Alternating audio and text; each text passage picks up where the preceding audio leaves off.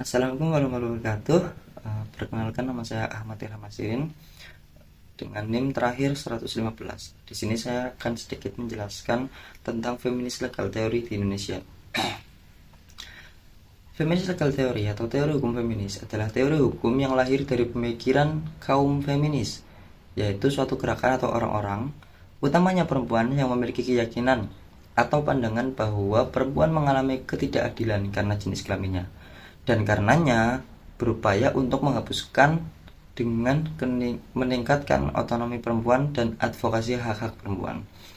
Pemikiran ini lahir karena adanya kesadaran mengenai ketidakadilan dan ketimpangan hak antara laki-laki dan perempuan. Karenanya, kreditor berpandangan bahwa inti feminisme adalah menyarankan otonomi perempuan sebagai sesuatu yang diinginkan perempuan, sebagaimana yang tersirat dalam gerakan mereka. Nah, lalu apakah Indonesia ini mendukung adanya teori hukum feminis atau enggak sih? Ternyata beberapa aturan yang berlaku di Indonesia itu secara nggak langsung dan secara langsung mendukung adanya teori hukum feminis. Di antaranya adalah Undang-Undang 1945. Pasal perubahan Undang-Undang Dasar Negara Republik Indonesia, pengaturan mengenai hak asasi manusia dalam Konstitusi Indonesia diatur secara lebih rinci dari sebelumnya demi mencapai tujuan bernegara sesuai dengan alinea keempat pembukaan UUD 1945. Meski tidak secara spesifik mengatur mengenai kebebasan dan perlindungan terhadap perempuan, namun materi muatan bab 10A pasal 28A sampai dengan pasal 28C Undang-Undang Dasar Negara Republik Indonesia 1945 telah mengatur cukup spesifik, cukup rinci mengenai hak asasi setiap warga negara yang juga berlaku bagi kaum perempuan. Namun yang perlu diingat adalah kedudukan UUD Negara Republik Indonesia 1945 adalah sebagai status fundamental norm, yaitu tidak dapat digunakan sebagai norma yang mempunyai daya ikat secara langsung karena masih berupa norma dasar negara. Yang kedua adalah Undang-Undang nomor 39 tahun 1999 tentang hak asasi manusia. Dalam Undang-Undang HAM, ketentuan yang berkaitan dengan isu feminis ada beberapa yang secara spesifik menggunakan istilah wanita, yakni pasal 20 ayat 2 berkaitan dengan larangan perbudakan atau perhambaan, perdagangan budak, perdagangan wanita, dan segala perbuatan berupa apapun yang tujuannya serupa. Ada pasal 39 ayat 3, pasal 39 ayat 4, pasal 41 ayat 2, dan lain-lain. Nah, selanjutnya dalam UU HAM bagian ke-9 merupakan bagian khusus yang mengatur mengenai hak wanita. Disebutkan bahwa hak wanita adalah hak asasi manusia. Lebih lanjut, hak-hak wanita dalam UU HAM bagian ke-9 mengatur seperti keterwakilan perempuan dalam politik, baik di kekuasaan legislatif, eksekutif maupun yudikatif, berdasarkan syarat yang ditentukan. Hak bagi perempuan untuk mempertahankan atau melepaskan status keluarga negaraan jika menikah dengan pria asing. Kemudian hak untuk wanita memperoleh pendidikan dan pengajaran di semua jenis, jenjang, dan jalur pendidikan sesuai dengan persyaratan yang telah ditentukan, dan lain-lain. Mungkin bisa dibuka di Undang-Undang HAM yang tadi ya. Kemudian ada Undang-Undang nomor 23 tahun 2004 tentang penghapusan kekerasan dalam rumah tangga. Nah, sebenarnya jika diperhatikan, Undang-Undang PKDRT ini tidak secara spesifik loh mengatur perlakuan atau perlindungan khusus atas kekerasan dalam rumah tangga terhadap perempuan. Karena objek pengaturan dalam UU PKDRT ini memiliki address yang umum atau abstrak ya. Tapi meski demikian, dalam konsideran serta pasal 1 angka 1 UU PKDRT disebutkan bahwa kekerasan dalam rumah tangga kebanyakan dialami oleh perempuan, sehingga harus mendapatkan perlindungan dari negara, keluarga, serta masyarakat.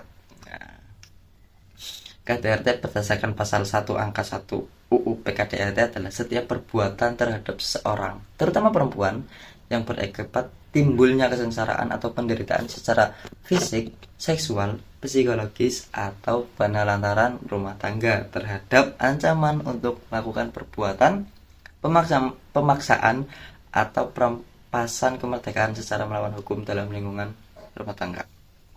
Kemudian ada Undang-Undang Nomor 12 Tahun 2006 tentang Kewarganegaraan Republik Indonesia. Nah, undang-undang ini berhubungan dengan pengaturan terhadap perempuan, yakni perihal status kewarganegaraan. Apabila seorang perempuan menikah dengan laki-laki berkewarganegaraan asing. Nah, dalam pasal 26 ayat 1 disebutkan bahwa perempuan warga negara Indonesia yang kawin dengan laki-laki warga negara asing itu kehilangan kewarganegaraan Republik Indonesianya jika menurut hukum asal negara suaminya. Kewarganegaraan istri harus mengikuti kewarganegaraan suami sebagai akibat perkawinan tersebut. Nah, namun jika keadaan tertentu, seorang perempuan harus mengikuti kewarganegaraan suaminya. Dalam pasal 27 UU nomor 12 tahun 2006 disebutkan bahwa kehilangan kewarganegaraan bagi suami atau istri yang terikat perkawinan dengan kewarganegaraan asing itu tidak hilang status kewarganegaraannya.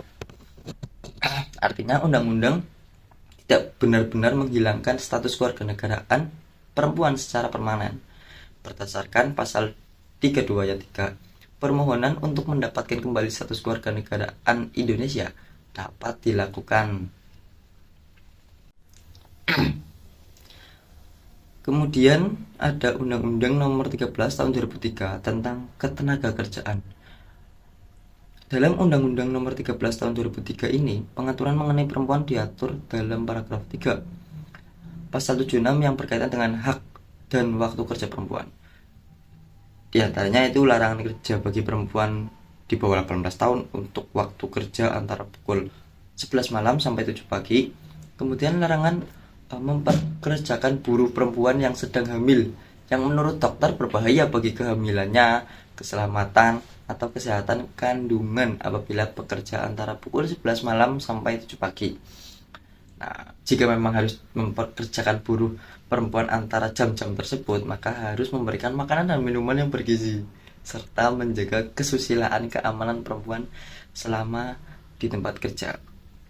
Nah, selain itu beberapa ketentuan juga berkaitan dengan isu feminisme diatur seperti pekerja perempuan yang dalam masa haid yang merasakan haid di hari pertama itu boleh tidak wajib bekerja pada hari pertama dan kedua masa haidnya.